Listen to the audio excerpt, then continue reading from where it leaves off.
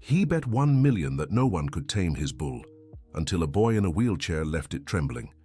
Richard Thompson held up the check for $1 million before the crowd gathered in the arena of his ranch, pride etched on his face, bronzed by the sun of the Texas plains.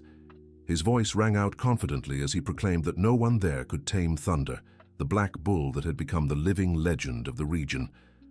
That was when Ethan Parker, a 12-year-old boy in a wheelchair, slowly approached the wooden fence. The sound of the wheels on the packed earth drew everyone's attention, sparking an awkward silence followed by nervous laughter among the onlookers. The boy's mother, Sarah, a 42-year-old veterinarian who had worked in the area for over a decade, tried to pull him back by the arm. "Ethan, come back here right now," she whispered, feeling everyone's eyes turn toward them. But the boy shook his head with determination, his brown eyes fixed on the snorting animal across the arena.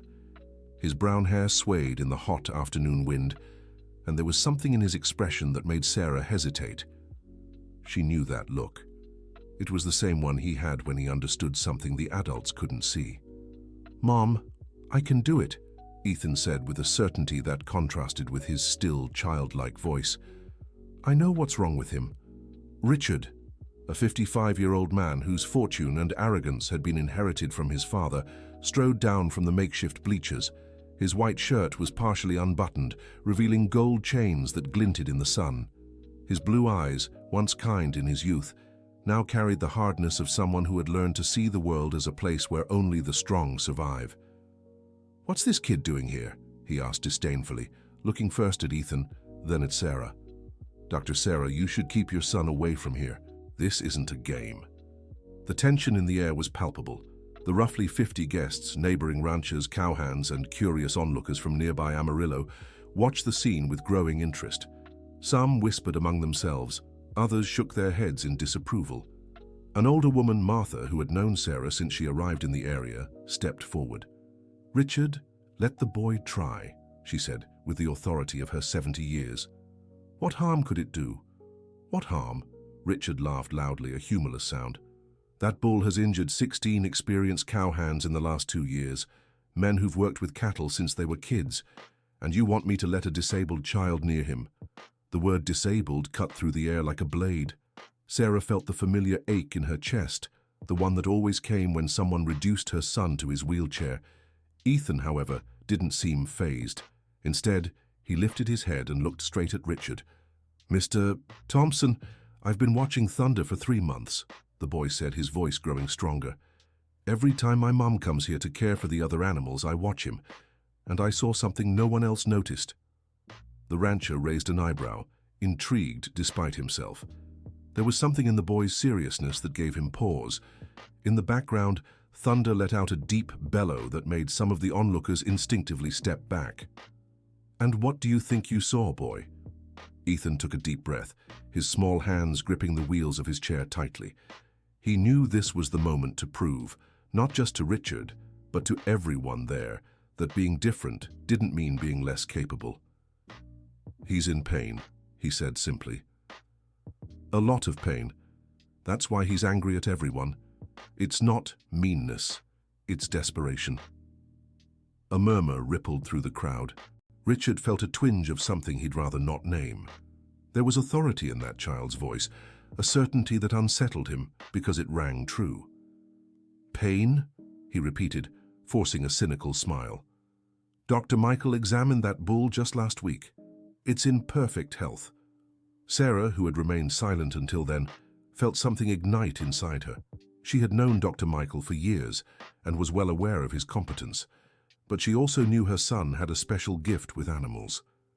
It was something she'd noticed early on, even before the accident that left him in a wheelchair. "Richard, let me examine the bull," she said, her voice professional and steady. "If Ethan is right, I can help. If he's wrong, you still win your bet without anyone trying to tame the animal." The silence that followed was broken only by the sound of wind in the trees and the snorting of horses tied near the arena. Richard looked at the check in his hands, then at the bull and finally at the woman before him. Sarah Parker was respected in the area. That much he couldn't deny. Her treatments always worked and she never overcharged, even when tending to the poorest ranches. Dear listener, if you're enjoying the story, don't forget to like and especially subscribe to the channel. It helps us newcomers a lot. Now back to the story. Fine, he said at last, though his voice carried a condition. But if your boy gets hurt, Doctor, it's on you. And if you're both wrong, I want you off my property and never coming back. Sarah swallowed hard. Her work in the region was crucial for her and Ethan's livelihood. Losing Richard's business would mean losing the trust of other ranchers too. But when she looked at her son, she saw the same determination that had carried him through the difficult months after the accident. I accept, she said. Ethan smiled for the first time since they'd arrived. It wasn't the smile of a child about to get a toy, but of someone finally getting the chance to prove something important. He slowly made his way to the arena gate, his experienced hands maneuvering the wheelchair effortlessly over the uneven ground. The crowd pressed closer to the fence, everyone eager for the best view of what was about to happen. Among them was Ryan, Richard's 17-year-old son, who had arrived from school just minutes earlier. The tall, lean boy, with the same blue eyes as his father, watched with a mix of curiosity and concern. "Dad, are you sure about this?" Ryan murmured, stepping closer to Richard. "What if the kid gets hurt?" Richard didn't answer right away.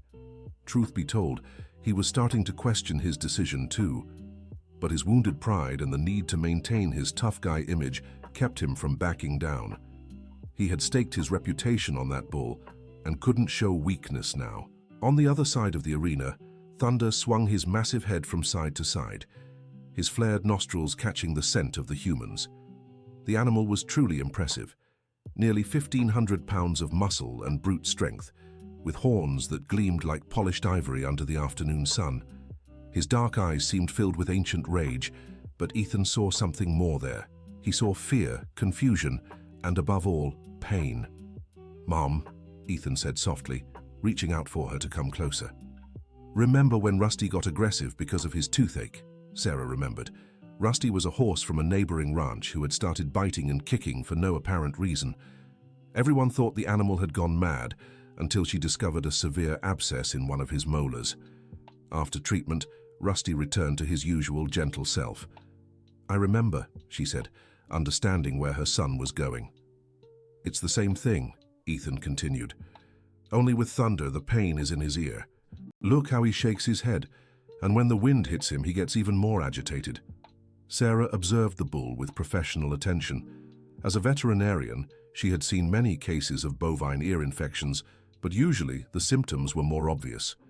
Still, she began noticing small details she had overlooked before: the way Thunder tilted his head slightly to the left, how his ears moved asymmetrically, and yes, the restlessness that worsened when the wind blew stronger. "If you're right," she said to her son, "we'll need to sedate him for a full exam. And that means—" "He'll stay calm," Ethan finished with a smile. "And everyone will see he's not a monster." The simplicity of the boy's logic was both touching and impressive. Richard, who had stepped closer to listen, felt something stir in his chest. It had been a long time since he'd heard someone speak with such conviction about helping rather than dominating. "Dr. Michael is coming," someone from the crowd announced. Everyone turned to see the white pickup truck kicking up dust on the dirt road. Michael Collins had been the official veterinarian at Richard's ranch for nearly 10 years, a middle-aged man, competent but conservative in his methods. When he stepped out of the vehicle and saw the scene, Ethan in his wheelchair near the arena, Sarah with her vet bag, and the crowd watching, his expression turned puzzled. "What's going on here?" he asked, walking up to Richard. "The boy thinks Thunder is sick," Richard explained, his tone making his opinion on the theory clear. "Dr. Sarah wants to examine him." Michael looked at Sarah with a mix of professional respect and skepticism. They had worked together a few times before, and he recognized her skill, but the situation was unusual. "Sarah, I examined Thunder just a week ago," he said diplomatically. "I didn't find anything abnormal." "But did you check his inner ear?" Ethan asked before his mother could respond. The question caught Michael off guard. Truthfully, the exam had been mostly visual and tactile, focused on assessing the bull's general condition for the sale Richard was planning. The inner ear was tricky to examine in a restless bull, and he had chosen not to dig deeper. "Well, not specifically," he admitted. "Then it's worth checking," Sarah said firmly. "If we're wrong, you've only lost a few hours. If we're right, you might save this animal's life." The word "save" hung oddly in the air. No one there had thought of Thunder as an animal that needed saving. To them, he was just a force of nature to be tamed or contained. But Ethan's perspective was starting to make sense to some in the crowd. Martha stepped forward again. Her decades of ranch life had taught her to recognize wisdom wherever it appeared, even in a child's voice. "Richard, let the doctor examine the animal," she said firmly. "If the boy's right, you'll have learned something new. If he's wrong, you can still go ahead with your bet." The rancher found himself in a tough spot. Refusing now would look like cowardice or stubbornness. Agreeing meant admitting a child might have seen something he and his vet had missed. But there was also a part of him, one he'd tried to suppress for years, that was genuinely curious. "All right," he said finally. "But I want it clear this changes nothing. If the bull's healthy, the bet stands." Sarah nodded and opened her bag, pulling out the tools she'd need for the exam. Ethan watched his mother's every move, his mind racing to piece together everything he'd observed over the past few months. He remembered all the times Thunder had overreacted to specific sounds, like the squeak of the gate or the distant roar of a chainsaw. The first step would be to lightly sedate the animal, just enough to allow for a thorough examination without putting anyone in danger. Sarah prepared the injection while Michael, intrigued despite his reservations, offered to help. "I'll need someone to distract him while I administer the sedative," Sarah said, glancing around. "I'll do it," offered Jack, one of the most experienced ranch hands. He was a man in his 40s, short and sturdy, his hands calloused from decades of working with cattle. But Ethan shook his head. "Let me try first," he said. "If it works, it'll be easier for everyone." "Ethan, no," Sarah began, but her son was already wheeling toward the gate. "Mom, trust me. Please." There was something in the boy's voice that made Sarah pause. It was the same determination she saw during his physical therapy, when he fought to overcome every new challenge his wheelchair presented. It was the voice of someone who had learned not to be limited by others' expectations. Richard watched the scene with growing unease. Something about it stirred memories he'd rather keep buried. He remembered himself as a child, when he still believed kindness was a virtue, not a weakness. He remembered his wife, Helen, who always said animals responded better to love than fear. Helen had passed 5 years earlier, a victim of a horse accident. Since then, Richard had grown harder, more closed off, as if toughness could shield him from further loss. But seeing this child bravely approach an animal that terrified grown men, he found himself questioning whether the path he'd chosen was right. Ethan stopped his chair about 10 feet from the arena fence. Thunder, who had been snorting and pawing at the ground, suddenly went still. It was as if the animal sensed something different in the air, a presence that meant no harm. "Hey, Thunder," Ethan said softly. "I know you're hurting. I've hurt a lot too." The words were simple, but they carried an emotional weight that struck everyone present. Sarah felt tears well up as she remembered the months after Ethan's accident, the nights he cried from pain and frustration, the mornings he woke up momentarily forgetting his legs no longer worked. Thunder took a step toward the fence, then another. His eyes stayed fixed on the boy, but the aggression had vanished. It was as if he recognized in Ethan a fellow sufferer, someone who understood what it meant to live with constant pain. "Nobody gets it when you're hurting, do they?" Ethan continued. "They just see you're mad, but they don't know why."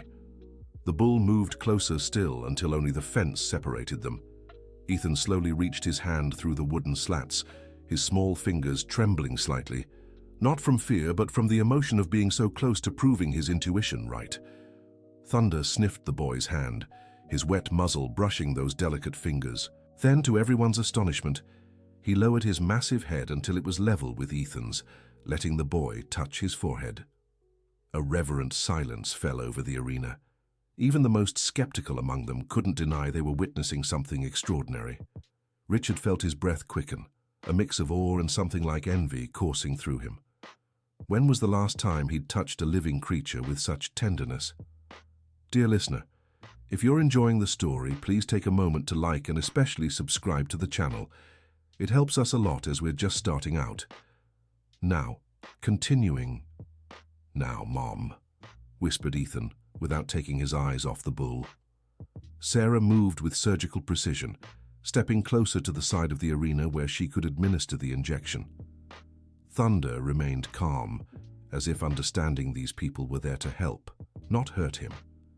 The sedation went smoothly, and within minutes, the animal was drowsy enough for a thorough examination.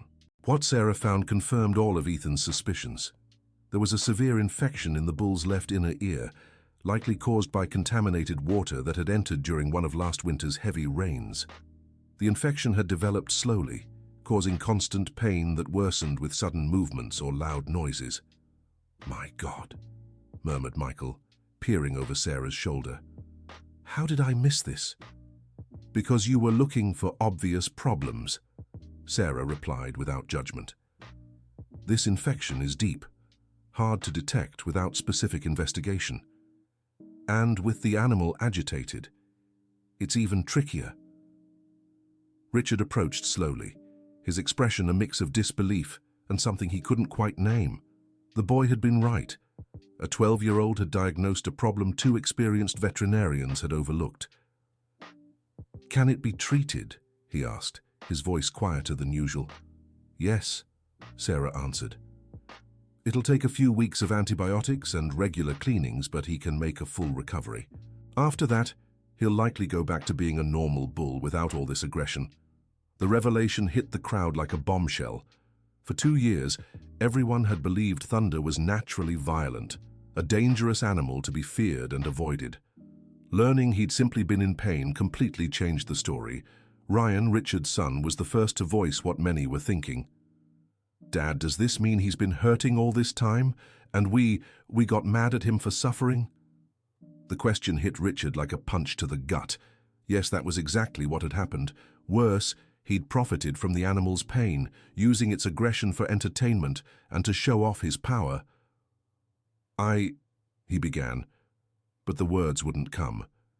Ethan, still stroking Thunder's head, looked at Richard with an expression both childlike and surprisingly mature.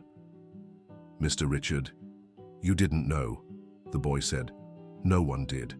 But now that we know, we can help him." The simplicity and generosity of the remark made Richard feel even smaller. This child, who had every reason to resent the world after his own suffering, was offering understanding instead of judgment. Martha stepped closer to Richard and placed a hand on his arm. "Richard, this is a second chance," she said gently. "For you and for Thunder." The older woman's words echoed in the rancher's mind. Second chance. How long had it been since he'd thought in terms of second chances? Since losing Helen, he'd convinced himself life offered no redemption, only painful lessons. But here was Ethan, a boy who'd lost the use of his legs, but hadn't lost faith in kindness.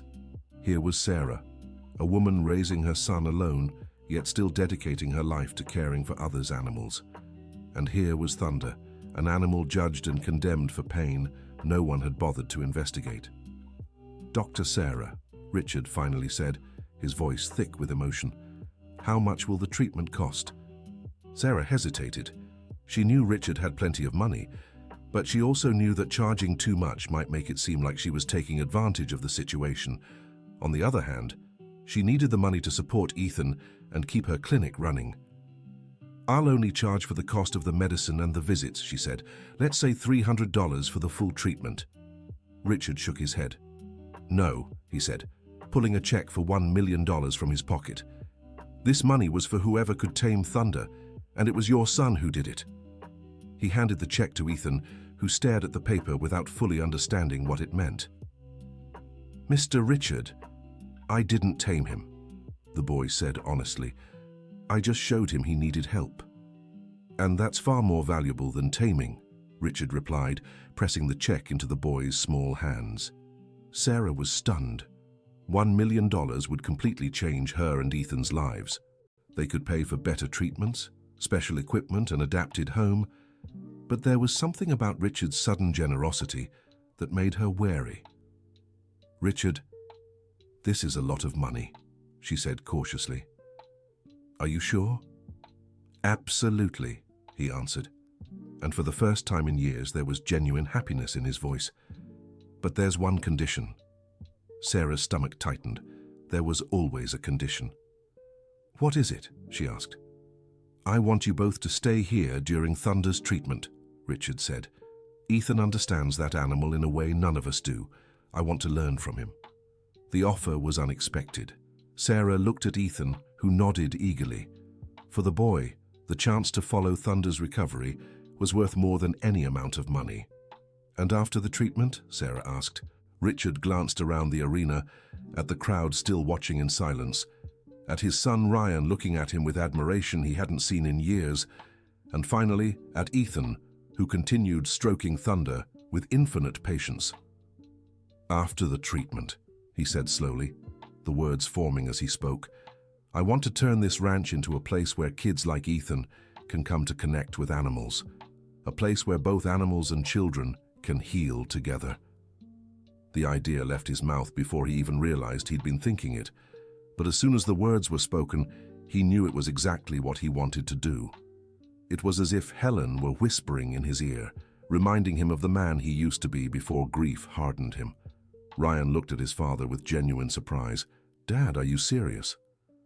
More serious than I've ever been about anything, Richard replied. The crowd began to disperse slowly, people murmuring in hushed tones about what they'd witnessed. Some were clearly moved, others seemed skeptical about Richard's sudden change, but they all agreed they'd seen something extraordinary that afternoon. Martha was one of the last to leave. Before going, she approached Ethan and placed a hand on his shoulder. Son, you have a special gift, she said. Don't ever let anyone tell you otherwise. Ethan smiled, the kind of smile that lights up an entire face. Thank you, Miss Martha. But I think everyone has that gift. They just need to learn how to use it. The wisdom in the boy's response made the older woman smile too. She'd lived long enough to recognize when she was in the presence of something special, and she knew that day would mark the beginning of important changes for everyone involved. When the ranch finally grew quiet, only the two families remained in the arena. Thunder slept peacefully under sedation, his breathing deep and steady. It was hard to believe that this serene animal was the same one that had terrorized the region for years. Ethan, said Richard, kneeling beside the boy's wheelchair, can I ask you something? Of course. How did you know? How did you see what the rest of us missed? Ethan thought for a moment before answering. My father left after my accident, he said simply. He told me he couldn't look at me without remembering what I used to be. That hurt a lot at first, but then I realized something. What? That when someone acts out of anger or cruelty, it's usually because they're hurting inside. And when you've suffered a lot yourself, it's easier to recognize that pain in others. Richard felt a lump in his throat. The emotional maturity of this child was both humbling and inspiring. He thought about his own behavior over the years, how he'd treated his workers, the animals, even his own son. How many times had he acted harshly because he was hurting inside? I'm so sorry for what your father did, he said. I was sorry for a long time too, Ethan replied, but my mum taught me that staying angry only hurts yourself. It's better to try to understand and forgive. Sarah watched the conversation with tears in her eyes. Hearing her son talk about his father's abandonment still stung, but seeing how he'd turned that pain into wisdom and compassion filled her heart with pride. Ryan, who had remained silent until then, stepped closer to Ethan. Can I help with the ranch project? The teenager asked. I want to learn what you know about animals. Of course, Ethan answered excitedly. It'll be really cool to have someone my age to work with. The ease with which the two boys connected brought a smile to Richard's face. Ryan had become withdrawn in recent years, especially after losing his mother. Seeing his son excited about something again was an unexpected gift. In the weeks that followed, Richard's ranch transformed in ways no one could have predicted. Ethan and Sarah moved into a house on the property, specially adapted for the boys' needs. Every day, mother and son monitored Thunder's progress, and the bull responded remarkably to treatment. The most astonishing change was in the animal itself. As the ear infection was treated and the pain subsided, Thunder gradually returned to what he had likely always been, a naturally gentle, even affectionate bull. The transformation was so dramatic that visitors who knew the animal's former reputation could hardly believe it. Richard documented the entire process, taking videos and detailed notes. His original idea of creating a therapy center was evolving into something much bigger. He began researching animal-assisted therapy, reaching out to experts across the country. Michael, the veterinarian, became a frequent visitor to the ranch. The experience with Thunder had been a humbling but necessary reminder that there was always more to learn. He started working closely with Sarah, combining his expertise with her and Ethan's special intuition. "You know, Sarah," Michael said during one of his visits to check on Thunder, "in 30 years of practice, I've never seen anything like what your son did. He has a natural gift that can't be taught." "I know," Sarah replied, watching Ethan play with some calves in the nearby pasture. "Sometimes I wonder if the accident was some strange way of awakening this ability in him, as if the pain opened his eyes to the suffering of others." "Could be," Michael agreed. "But it's more than that. He has a purity of intention that's rare. When he looks at an animal, he doesn't see something to be dominated or used. He sees a living being that deserves understanding and care." The veterinarian's observation was spot on. Ethan had developed a reputation in the region as someone who could understand animals in an almost mystical way. Ranchers began bringing him in to examine troubled horses, cows that weren't producing milk, aggressive dogs. In every case, he could identify issues others had missed. But what impressed people most wasn't just his diagnostic skill, it was his ability to connect emotionally with the animals. There was something about his presence that calmed them, as if they recognized in him a gentle spirit who meant no harm. Ryan became Ethan's unofficial assistant, learning not just about animal care, but about empathy and compassion. The teenager had spent years building emotional walls to protect himself from the pain of losing his mother, but Ethan's influence was slowly breaking those barriers down. "Ethan," Ryan said one especially hot afternoon as they watched Thunder grazing peacefully, "can I tell you something?" "Of course. I've always been afraid of my dad. Ever since my mom left, he became so hard, so angry. I thought he didn't love me anymore." Ethan looked at his friend with understanding. "And now?" "Now I see he was hurting, just like Thunder," Ryan said. "His anger wasn't at me. It was at the pain he was feeling." "Have you two talked about it?" Ryan shook his head. "I haven't had the courage yet, but I want to." "I can help if you'd like," Ethan offered. "Sometimes it's easier to talk about hard feelings when someone's there to back you up." The generosity of the offer touched Ryan deeply. Here was a boy who had suffered abandonment and paralysis, offering help to someone whose problems seemed small by comparison. It was a lesson in perspective and selflessness no school could teach. That same night, Ryan finally found the courage to talk to his father. They were sitting on the porch of the main house, watching the sunset paint the sky in shades of orange and pink. "Dad, can I ask you something?" "Sure, son." "Were you ever mad at me after Mom left?" The question caught Richard off guard. He paused mid-sip of his coffee, processing his son's words. "Ryan, why would you ask that?" "Because you changed so much after she was gone. You became distant, harder, and I thought it was my fault somehow." Richard felt the world tilt slightly. In all these years, it had never occurred to him that Ryan might be blaming himself for the change in his behavior. He had been so wrapped up in his own grief that he hadn't noticed how it was affecting his son. "Good Lord, Ryan," he said, setting his cup aside and turning fully toward the boy. "I never ever felt anger toward you, not for a second." "Then why did you pull away from me?" The question was simple, but the answer was complicated. Richard took a deep breath, searching for the right words. "Because I was afraid," he admitted finally. "Afraid that if I loved you too much, I'd lose you too. And I couldn't bear to go through that pain again." Ryan felt tears welling in his eyes. "But Dad, that doesn't make sense. By pushing me away, you were losing our relationship anyway." The simple, undeniable logic of the teenager struck Richard like lightning. Ryan was right. In his attempt to protect himself from the possibility of future loss, he had guaranteed present loss. "You're right," Richard said, his voice thick.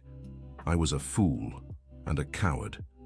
Father and son embraced for the first time in years, both crying for all the lost time and for the hope of healing that still remained. It was as if the lesson Ethan had taught about thunder, that aggression often masked pain, had finally applied to Richard's own family. Dear listener, if you're enjoying the story, please take a moment to like and especially subscribe to the channel. It helps us a lot as we're just starting out. Now, continuing. In the months that followed, the ranch became a completely different place. Richard hired a specialized team to help establish the therapeutic center, including psychologists, physical therapists, and other veterinarians. News of the project spread quickly, attracting media attention and interest from institutions looking to partner. But the heart of the project remained the special bond between Ethan and the animals. The boy had developed his own method of working, based not on academic techniques, but on intuition, patience, and genuine love for the animals. The first group of children arrived at the ranch on a sunny October morning. There were 8 children between 6 and 15 years old, all with different physical or emotional challenges. Ethan greeted them at the ranch entrance alongside Richard, Ryan, and Sarah. "Welcome to Second Chance Ranch," said Richard, the name they had chosen for the project. "Here we believe everyone deserves an opportunity to heal and grow, whether they're people or animals."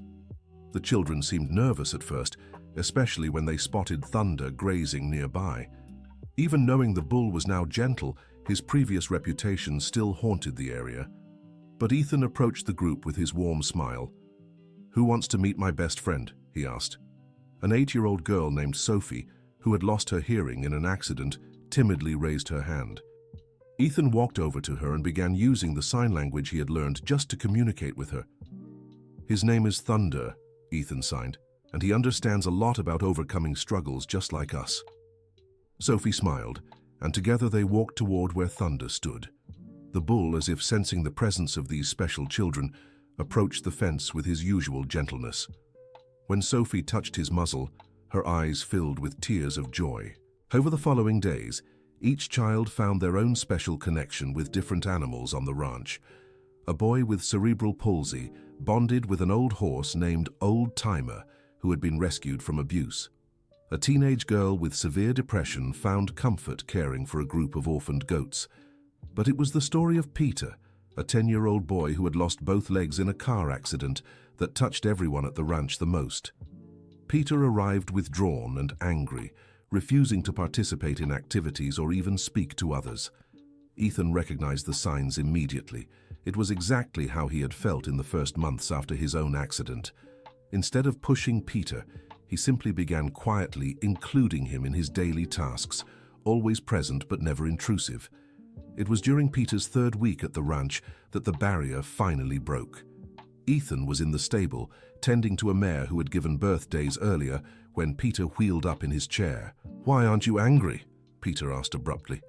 Ethan looked at the younger boy, recognizing the raw pain in his eyes. "Who says I'm not?" The answer surprised Peter, who had expected some motivational speech about acceptance and positivity. "But you always seem happy." "I seem happy because I learned that staying angry all the time only hurt me more," Ethan explained. "But I still get angry sometimes. Angry that I can't run like I used to. Angry that I have to depend on others for some things. Angry at my dad for leaving." Peter fell silent for a moment, processing the words. "So, how can you still be happy even when you feel angry?" "Because I've learned that I can feel angry and still choose to do good things," said Ethan. "The anger doesn't have to control everything I do." It was a profound lesson from someone so young, but it was exactly what Peter needed to hear. In the days that followed, he gradually began to open up, first to Ethan, then to the other children, and finally to the animals. Peter's transformation was as dramatic as Thunder's had been. The angry, withdrawn boy became one of the most active participants in the program, developing a special bond with the therapy dogs Richard had brought to the center. During an evening family meeting, Richard shared his observations about the children's progress. "It's amazing how animals can reach these kids in ways we adults can't," he said to Sarah and Ryan. "It's like they speak an emotional language we've lost with age." Or maybe, Sarah suggested, it's because animals don't judge. They don't look at a child in a wheelchair and see disability. They just see a person who can offer love and companionship. Ryan, who had become a valuable assistant in the program, nodded thoughtfully. "Ethan told me something interesting yesterday," he said. "That animals see with their hearts, not their eyes." The observation brought a contemplative silence. There was a simple yet profound wisdom in those words that perfectly captured what they were witnessing at the ranch. The program's success soon drew attention beyond the region. Local newspaper coverage led to invitations for TV interviews. Ethan, initially shy about all the attention, gradually grew comfortable sharing his story and his philosophy about working with animals. During one particularly moving interview on a national show, the host asked Ethan what his biggest dream was.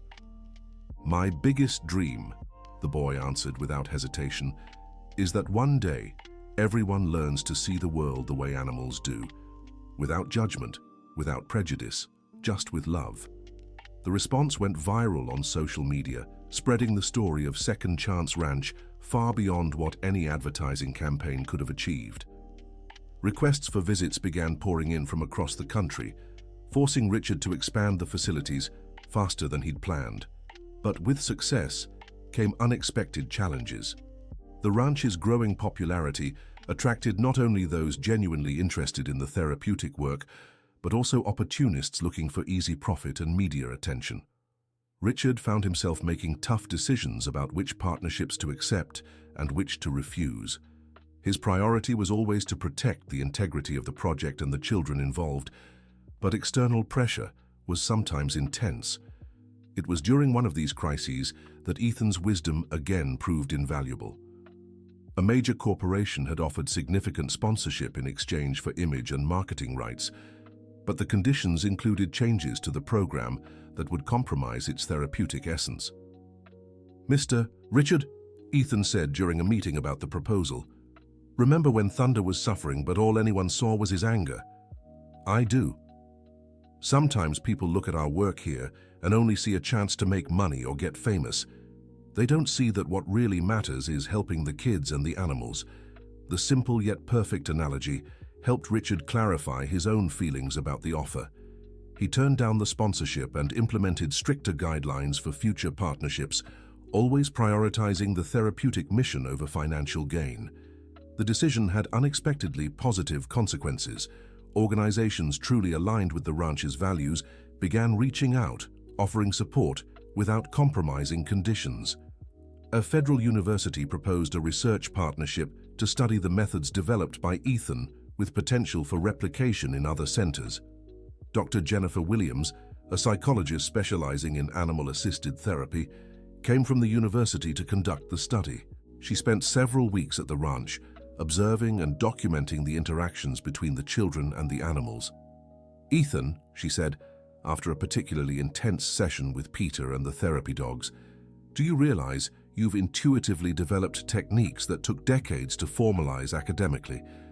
The boy seemed confused by the question. "I just do what feels right," he replied. "The animals tell me what they need, and I try to help."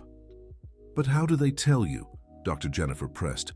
"What do you notice that others miss?" Ethan thought carefully before answering. "I guess it's because I know what it's like to be in pain and have people misunderstand what you're feeling. When Thunder was aggressive, everyone thought he was mean. When I was angry in the first months after the accident, people thought I was troubled, but really, we were both just hurting." Dr. Jennifer took feverish notes, realizing she was documenting insights that could revolutionize therapeutic approaches. "And the children who come here? How do you know how to help them?" "Because we're all the same," Ethan said simply. "We all want to be understood, to be accepted for who we are, not for what we've lost or can't do. The animals do that naturally. They don't see my wheelchair or Sophie's deafness. They just see people who can give them love." Ethan's observations became the foundation for a series of academic articles Dr. Jennifer published in the following months. But more important than the scientific recognition was the practical impact the ranch's work continued to have on the children and families involved. Sophie, the deaf girl, developed not only her communication skills through working with animals, but also a self-confidence that transformed her school and family life. Peter overcame much of his anger and depression, becoming one of the program's strongest advocates among new participants. But perhaps the most remarkable transformation was within Richard's own family. Ryan, inspired by Ethan's example, decided to study veterinary medicine with a focus on animal-assisted therapy. The once tense, distant relationship between father and son grew into a strong partnership built on shared goals. "Dad," Ryan said during a family dinner that now regularly included Ethan and Sarah, "I want to thank you." "For what?" Richard asked, genuinely surprised.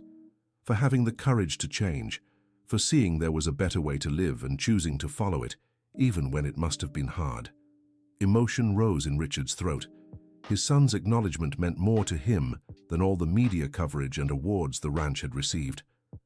"The courage wasn't mine," he said, looking at Ethan. "It was borrowed from a 12-year-old boy who taught me that real strength isn't about control. It's about understanding." Ethan blushed at the praise, but his eyes shone with satisfaction. It wasn't personal pride, but the joy of seeing how one small act, simply noticing and caring about an animal's suffering, had created ripples of positive change far beyond what he could have imagined. That evening, after dinner, the extended family gathered on the porch to watch the stars. Thunder grazed nearby, his massive silhouette outlined against the night sky.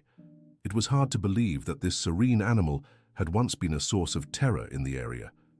"Ethan," said Sarah, placing a hand on her son's shoulder, "there's something I never told you about the day of your accident." The boy looked at his mother with curiosity.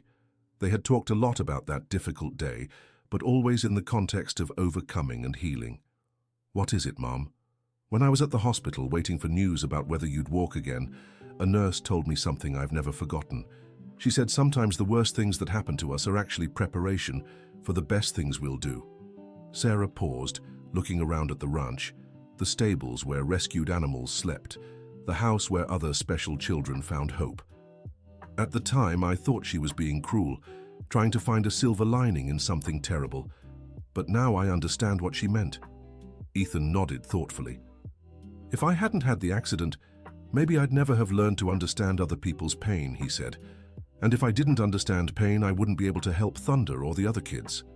"Exactly," Richard agreed.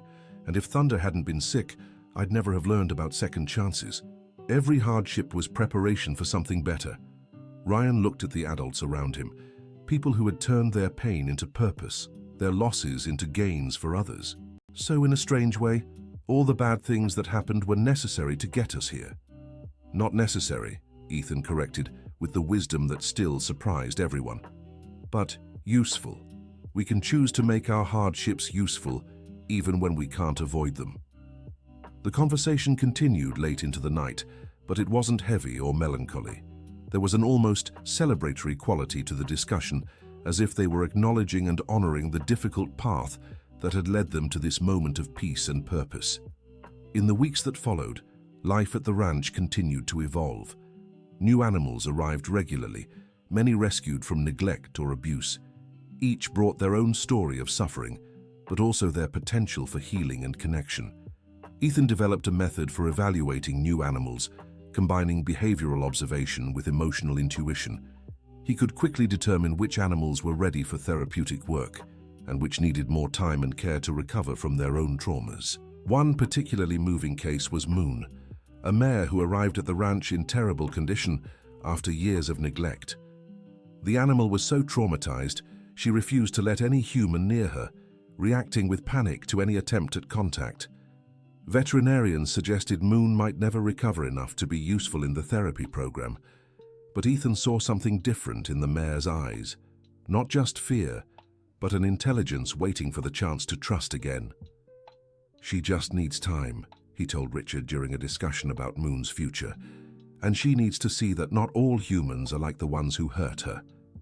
Ethan began spending hours near Moon's pen, always respecting her need for space, but offering constant, gentle presence.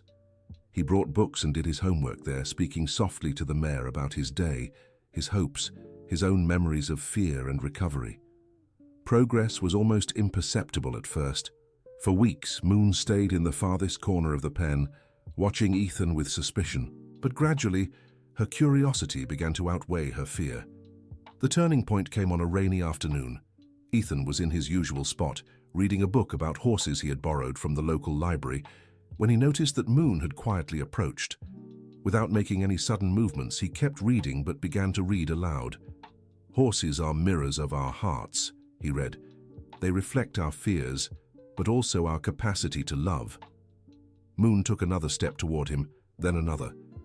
When Ethan finally looked up from the book, the mare was just a few feet away, her dark eyes fixed on him with an intensity that was no longer fear, but careful assessment. "Hi, Moon," he said softly. "Do you want to hear more of the story?" As if understanding the question, Moon lay down near the fence, still keeping enough distance to feel safe, but close enough to hear clearly. Ethan continued reading, his voice becoming a bridge between two beings who had known suffering and were learning to trust again. When he finished the chapter, Moon had moved even closer until only the fence boards separated them. "I think you're ready to meet some of the kids," Ethan said. "There's a girl named Claire who arrived here last week. She's scared of everything, just like you were. Maybe you can help each other." In the days that followed, Moon was gradually introduced to the therapy program. Her own experience with trauma made her especially sensitive to the children who came to the ranch carrying their own pain. Claire, the girl Ethan had mentioned, was a 9-year-old who had developed severe anxiety after witnessing a car accident. She had become practically mute, communicating only through gestures and whispers. When Claire met Moon, something magical happened. Maybe it was the mutual recognition of vulnerability, or perhaps it was simply the universal need for connection, overcoming fear. But for the first time in months, Claire spoke. "She's sad like I was," the girl said, carefully reaching toward Moon's muzzle. "Were?" Ethan asked, noticing the past tense. Claire thought for a moment before answering. "I'm still sad sometimes, but here is different. Here, no one gets mad at me for being scared." The simple yet profound observation perfectly captured the environment they had created at the ranch. It was a place where difficult emotions were acknowledged and accepted, not judged or suppressed. Claire's progress with Moon became one of Dr. Jennifer's favorite case studies. The researcher documented how the interaction between the traumatized child and the equally traumatized animal created a space for mutual healing that no traditional therapy had achieved. "It's like they're healing each other," Dr. Jennifer observed during one of her visits. "Moon is gaining confidence by helping Claire, and Claire is finding courage by seeing she can be useful to a living being who needs her." The concept of mutual healing became one of the philosophical pillars of the ranch's program. Rather than seeing the animals merely as therapeutic tools, they were recognized as partners in the recovery process, benefiting just as much as the children from positive interactions. This approach drew international attention. Delegations from other countries began visiting the ranch to learn about the methods developed there.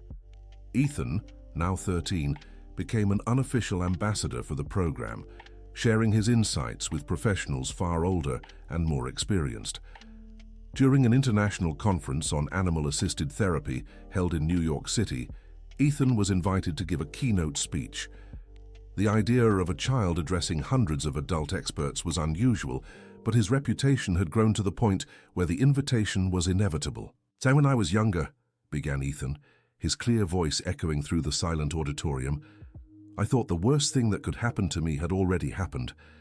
I was in a wheelchair, my father had left, and I felt like I'd never be normal again."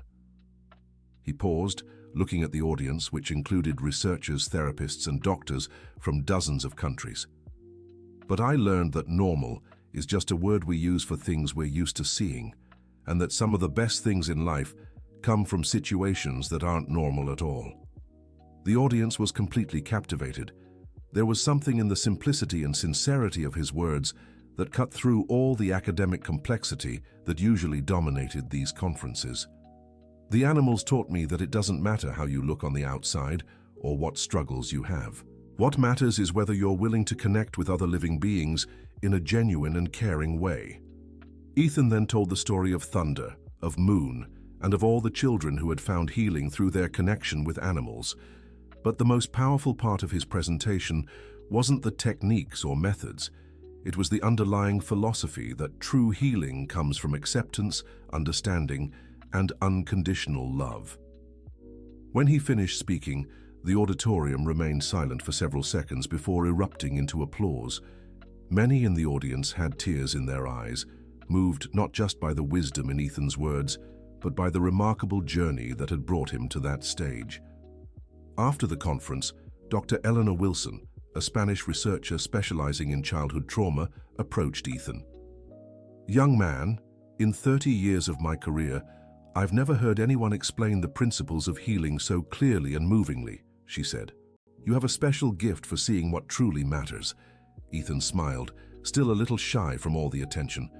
"I think we all have that gift," he replied. "We just need to learn how to use it." The humility of his response impressed Dr. Wilson even more. Here was a young man who had achieved international recognition, but remained fundamentally unchanged by it, always focused on helping others rather than promoting himself. Back at the ranch, life continued at its own special pace. The international success brought new opportunities, but also new challenges.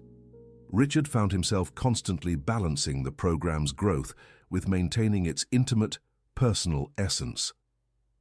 "Sometimes I worry," he confessed to Sarah during an evening walk across the property, "that we're growing too fast. When we started, we knew every child personally. Every animal had its own story. Now we have waiting lists and tight schedules." Sarah understood his concern. She too had noticed the environment becoming more institutional, less homey. "Maybe it's time to expand differently," she suggested. "Instead of making this place bigger, what if we help others create similar places?" The idea resonated with Richard. Rather than turning the ranch into a massive institution, they could use their experience to inspire and guide the creation of smaller centers in other regions. Ethan was excited by the proposal when it was presented to him. "It would be like planting seeds," he said. "Each new ranch would be a seed that can grow and create its own seeds." The analogy perfectly captured the vision taking shape. In the following months, they developed a mentorship program to help other groups establish their own therapeutic centers. Ethan traveled with Richard and Sarah to different parts of the country, sharing their experiences and insights. Each new visit brought touching encounters. On a ranch in rural Colorado, they met John Miller, a former soldier who had lost a leg in service and was battling severe depression. Inspired by Ethan's story, John Miller decided to turn his rural property into a support center for other veterans. In Montana, they met Mary Beth, a retired teacher whose granddaughter had been born with Down syndrome. Mary Beth wanted to create a space where children with special needs could interact with animals in a safe and welcoming environment. Each story was unique, but they all shared common elements: people who had faced significant challenges and chosen to turn their experiences into opportunities to help others. "It's amazing," Ryan remarked during one of these trips, "how pain can turn into compassion when people make the right choice." Ethan, now 14 and visibly more mature, nodded thoughtfully. "I think pain was always meant to teach us something," he said. "The problem is when we get stuck in it, instead of learning the lesson and moving on." His words carried a wisdom far beyond his years, born not only from his personal experience, but from years of observing and helping others in their own healing processes. During a stop in Washington, D.C., they were invited to a meeting at the Department of Health. The government was interested in incorporating principles of animal-assisted therapy into public mental health programs. "Mr. Ethan," the secretary said during the meeting, "your methods have shown remarkable results. We'd like to explore ways to implement them on a national scale." Ethan was honored by the interest, but also concerned. "Madam Secretary, what works at our ranch works because every person is treated as a special individual, not as a case in a statistic. How will you maintain that if you do it on a large scale?" The question caught the government team off guard. They had focused on the technical and logistical aspects of implementation, but hadn't fully considered the issue of personalization. "What suggestions do you have?" the secretary asked, genuinely interested in the young man's perspective. "Maybe it's better to start small," Ethan suggested. "Create a few pilot centers where you can learn what works and what doesn't. And always remember, we're dealing with people, not problems to be solved." Ethan's pragmatic and human-centered approach impressed the government team. Instead of promising grand results, he was proposing careful, sustainable growth that prioritized quality over quantity. The meeting resulted in a pilot project to establish 5 animal-assisted therapy centers in different regions of the country, each adapted to local needs and resources, but following the core principles developed at Second Chance Ranch. Back at the ranch, the team reflected on the day in Washington, D.C. Did you notice how Ethan kept focus on what really matters, even with all the political pressure? Richard commented. It's because he never lost sight of why we started this, Sarah replied. For him, it's not about recognition or expansion. It's about helping one child at a time, one animal at a time. Ryan, who had been quietly observing everything, finally spoke. Dad, I want to be like Ethan when I grow up. How so? Richard asked. I want to be someone who never forgets why they're doing what they're doing, even when things get complicated or important. I want to keep a simple heart. The young man's aspiration touched Richard deeply. There was something beautiful in how Ryan had identified Ethan's most important quality, not his skill with animals or his early wisdom, but his ability to stay true to core values, no matter the circumstances. That evening, the two families gathered for dinner, as they had done hundreds of times over the years. But there was something special in the air, a sense that they weren't just celebrating past achievements, but also preparing for the next chapter of their journeys. Ethan, Richard said during dessert, I have a question for you. What is it? If you could go back in time and prevent your accident, would you do it? It was a deep and potentially painful question, but Ethan considered it carefully before answering. A few years ago, I would have said yes without hesitation, he finally replied. But now I'm not sure. If I hadn't had the accident, maybe I never would have learned to understand animals the way I do. Maybe I never would have met all of you. Maybe hundreds of kids wouldn't have found the help they needed. He paused, looking around the table at the people who had become his extended family. I still feel sadness for what I lost, but I feel gratitude for what I've gained. And I think the gratitude is stronger than the sadness now. Ethan's words brought a hushed emotional silence to the table. There was a profound acceptance and mature wisdom in his answer that touched everyone present. Sarah wiped tears from her eyes before speaking. Son, when you were born, I dreamed of the man you'd become. I never imagined you'd surpass even my wildest hopes. Mom, I only became who I am because you never stopped believing in me, Ethan replied, even when I didn't believe in myself. The conversation lasted late into the night, filled with reflections on personal journeys, growth, and the transformative power of unconditional love. It was the kind of evening that stays etched in memory forever, a moment of perfect harmony among people who had found shared purpose through their individual experiences of overcoming hardship. In the weeks that followed, the ranch received a special visitor, Dr. Amir Khan, a veterinarian and researcher from Jordan, came to study the methods Ethan had developed. Dr. Khan worked with refugee children who had endured severe trauma and was searching for innovative ways to help them. In my country, he explained during a meeting, we have many children who've witnessed terrible things. Traditional therapies often fail to reach them because the pain runs too deep and the distrust is too great. Ethan listened carefully to the description of the children Dr. Khan worked with. They're like Moon was when she first arrived here, he said finally. Too hurt to trust, but desperately needing connection. During his 2-week stay, Dr. Khan observed every aspect of the program. But what impressed him most wasn't the specific techniques. It was the atmosphere of unconditional acceptance that filled the entire ranch. In my country, we have a saying, he shared on his last day, the heart that has suffered deeply can heal deeply. I see that embodied in every person here. Dr. Khan returned to Jordan with plans to adapt the ranch's methods to his own cultural and geographic context. Months later, he sent videos showing Iraqi refugee children interacting with camels and goats at a center he'd established on the outskirts of Amman. The first words many of these children speak after months of silence are to the animals, he wrote in a letter to Ethan. You were right. Animals understand the universal language of pain and healing.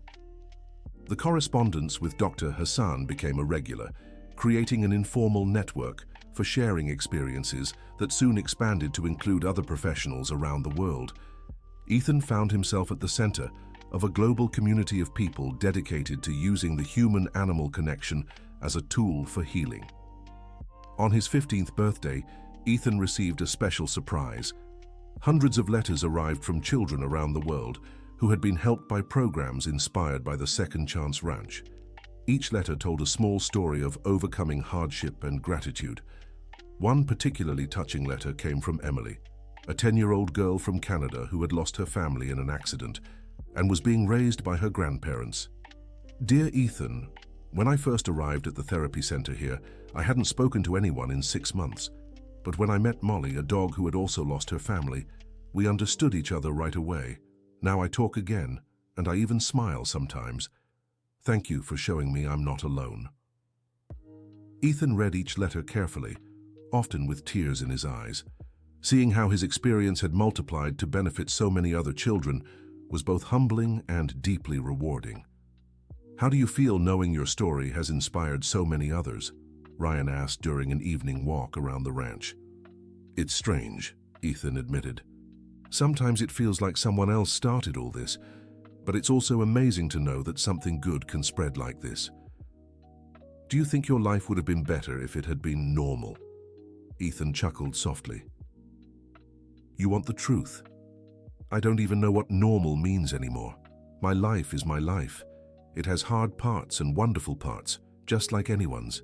The difference is, I've learned to find meaning in the hard parts. The maturity of his answer reminded Ryan of how much Ethan had grown over the years. Not just in age, but in wisdom and perspective. The boy who had diagnosed Thunder's pain was becoming a young man whose influence reached far beyond any arena or ranch. End of story. Now tell me, what did you think of this story of resilience and second chances? Do you believe Ethan made the right choices in turning his pain into compassion? Share your thoughts in the comments about how small acts of kindness can create extraordinary transformations. Thank you so much for joining me on this heartfelt journey.